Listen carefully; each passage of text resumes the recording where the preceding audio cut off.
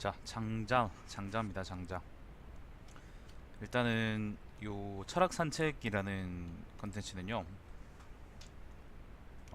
제가 예전에 한번 도덕경 가지고 강의를 했던 적이 있고 유튜브로, 그리고 그때 연구했던 걸 가지고 유튜브로 이제 뭐 설명해 드리기도 하고 그랬었었는데, 근데 그때 많은 분들이 이걸 보고 괜찮다고 해주셨었어요. 그래서 그 이후에 한번 다른 시리즈도 한번 해볼까 그렇게 생각을 하다가,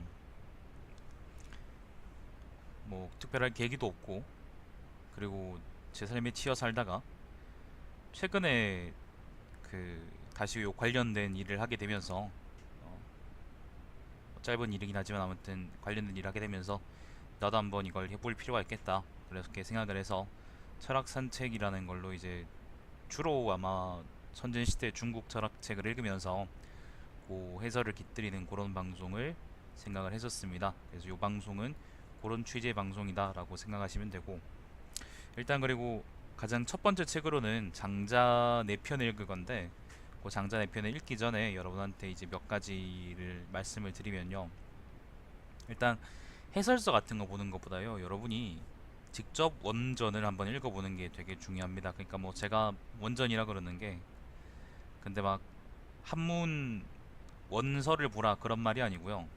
한문을 보라는 게 아니라 어, 번역된 문을 보시되 번역자의 해설이나 그런 것들은 최대한 배제하고 보시는 게 좋다는 생각입니다. 왜냐하면은 번역자의 해석이나 주해를 따라가다 보면 자연스럽게 이제 요 책을 그런 식으로밖에 생각을 못하게 돼요. 서양씨 안녕하세요. 간호학개론이 아니어서 미안합니다. 그렇기 때문에 최대한 여러분이 스스로 책을 해석하고, 아니 스스로 이제 책의 의미를 해석하고, 그리고 여러분이 스스로 생각하기 위해서는 여러분이 직접 번역된 글들만 보고 거기서 이제 사고를 뽑아낼 수 있어야 되겠죠. 그게 아무튼 여러분한테 권해드리는 첫 번째이고, 두 번째는 보통 동양 철학 책들은, 특히 이제 선진 시대의 책들은요, 진나라 통일 이유는 또 안 그런데, 선진 시대 책들은 그 시대의 사람들이 직접 쓴 것도 있지만 그 시대 당사자들보다 조금 더 뒤시대 사람들이, 예를 들면 뭐 후학들이나 아니면 제자들이나 친구들이 그 사람의 그 뭐죠? 양파 내려가. 그 사람의 행적이나 일화 같은 걸 모아서 그걸 가지고 책을 낼 때도 있습니다. 예를 들면 대표적인 게 바로 노노입니다. 노노. 노노는 공자가 직접 쓴 게 아닙니다. 공 선생이 직접 쓴 게 아니라 공 선생의 제자들이 그 공 선생과의 일화나 공 선생의 어록 아니면 말들이나 아니면 뭐 생각들을 정리해서 책을 만들어 놓은 게 바로 논어죠. 그렇기 때문에 논어는 일관되게 쓰인 그런 글이 아닙니다.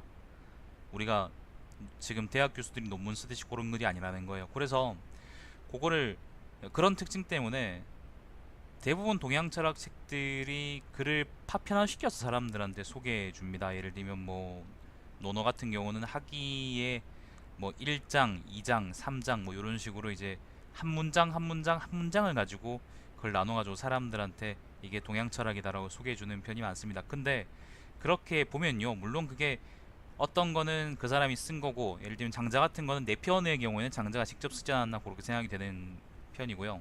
외편 자편 다른데, 그런데 그렇게 볼 경우에는 그 철학책, 그 책 전체 내용을 파악할 수 있는 게 아니라 그 책의 각 구절들을 우리가 무슨 도덕책 읽는 것처럼 파편화 시켜서 생각할 수밖에 없게 됩니다. 그러면은 물론 예를 들어서 소유편의 어떤 뭐 호전문 구조, 호전문 부분이 여러분한테 되게 깊은 충격과, 그리고 큰 충격과, 그리고 음, 깊은 깨달음을 줄 수도 있어요.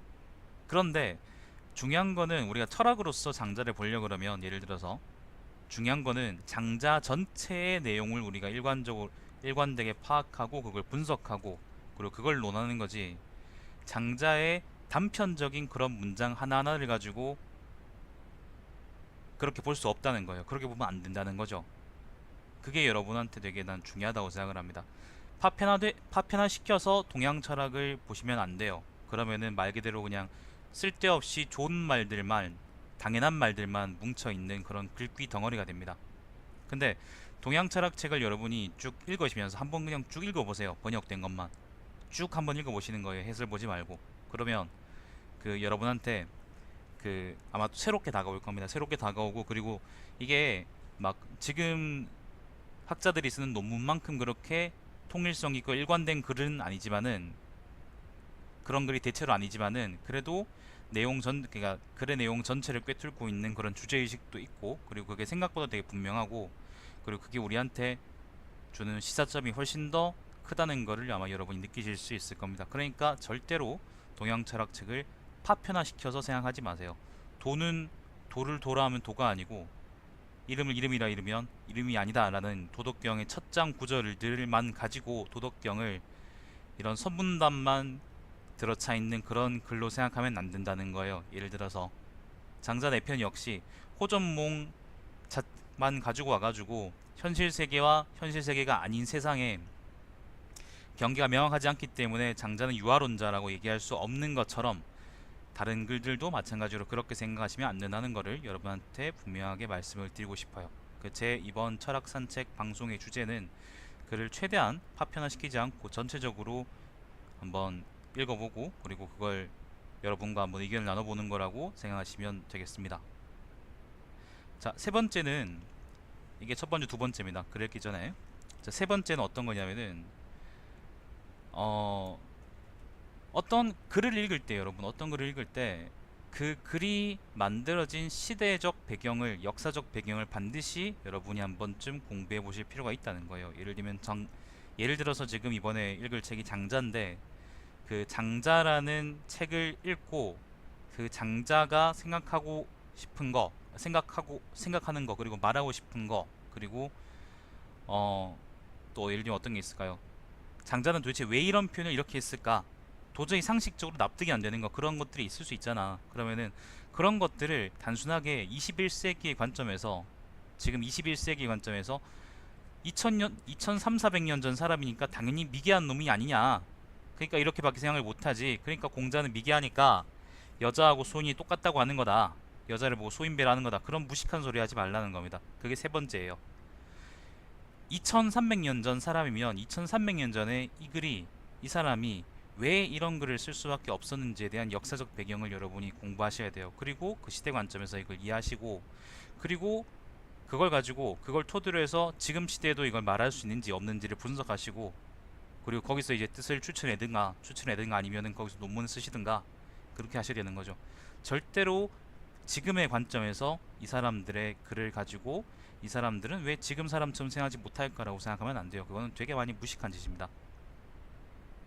지금까지 말씀드린 그 세 가지가 뭐 장자도 마찬가지지만, 아마 다음에 제가 장자를 다 읽고 나서 다른 책을 읽을 때도 똑같이 아마 또 요 세 가지를 말씀드릴 겁니다. 첫 시간에. 그러니까 요 세 가지는 동양 철학을 공부하시거나 동양 철학뿐만 아니라 다른 분야를 공부하실 때에도 반드시 생각하시고, 그리고 그걸 최대한 한번 거기 맞춰서 한번 공부해 보시기를 저는 추천을 드립니다. 그러지 않으면은 책 내용을 이상하게 이해하게 돼요. 이상하게 곡해하게 되는 거죠. 자, 그래서 오늘은 장자를 읽어볼 건데, 장자는 크게 내편, 외편, 자편 이렇게 세 가지로 나뉘어져 있어요. 그리고 그 책 자체는 뭐 장자가 직접 썼다 아니면 직접 쓴 게 아니라 그냥 누가 장자 이름을 빌려서 쓴 거다 아니면 누가 장자의 일화를 모아서 쓴 거다, 그런 여러 가지 의견들이 분분한데, 뭐 역사적인 장자의 그 행적 자체는 가장 가까운 문헌이 이제 사기죠, 그죠? 사기의 노자 한비 열전에 보면은, 사기 열전 중에 세 번째인가 보면은 그 노자 한비 열전이라고 있습니다. 거기 보면 노자, 그다음 장자, 그다음에 열자도 나오나?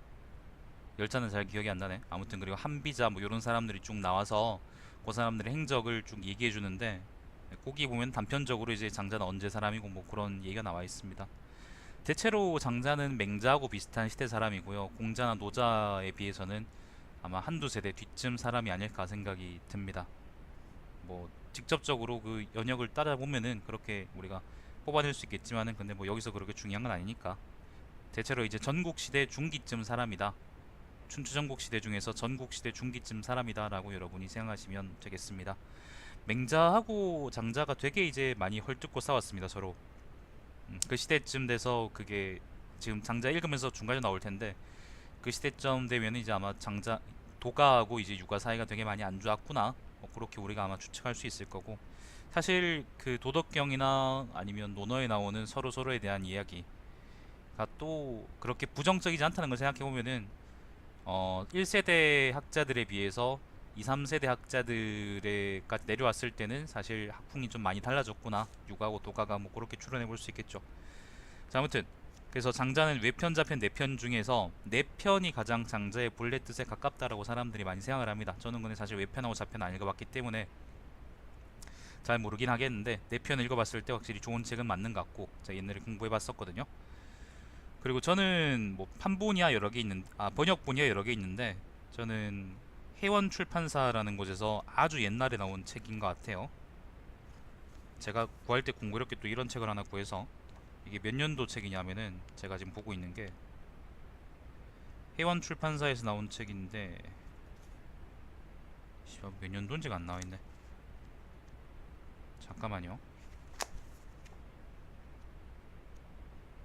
보통 이거 그 몇 판인지 뭐 아니면 뭐 여기 있구나.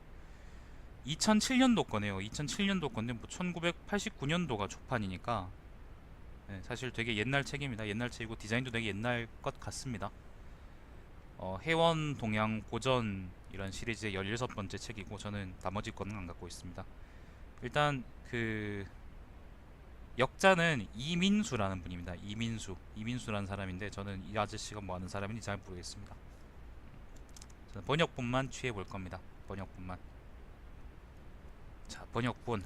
장자는 크게 네 편은요. 크게 몇 가지가 있냐면은 장자 네 편은 총 7개로 나뉘어요. 첫 번째 소요유, 두 번째 재물론, 세 번째 양생주, 네 번째 인간세, 다섯 번째 덕충부, 여섯 번째 대종사, 일곱 번째 응제왕 이렇게 7개로 나뉘는데 저는 예전에 학부 때나 아니면 대학원 처음 들어와서 지금 수료해서 좀 많이 놀고 있지만 많이 지나서 그때 요걸 공부했을 때는 일단 요게 편들이 각각 그렇게 나눠져 있긴 하지만은 어쨌거나 나는 이게 장자가 정치하는 법에 대해서 얘기하는 책이다라고 많이 생각했었고 아마 저도 지금 읽는 과정에서도 아마 여러분한테 그런 얘기들을 많이 해드릴 것 같아요. 그 점 참고하시길 바랍니다. 자, 읽어보겠습니다. 첫 번째 편은 소요유입니다. 소요유 논다 그런 말입니다. 몇 페이지쯤 되냐고요? 이게 지금 책 자체는요 제가 보고 있는 게 한 280페이지쯤 되는데 근데 일단 A4보다 되게 작은 종이고 제 A4보다는 그리고 번역본 자체만 그러니까 예를 들면 원문 번역 자체만 본다 그러면은 여기서 한 5, 60쪽 정도 나오지 않을까요? 5, 60쪽 정도? 그렇게 많진 않아요.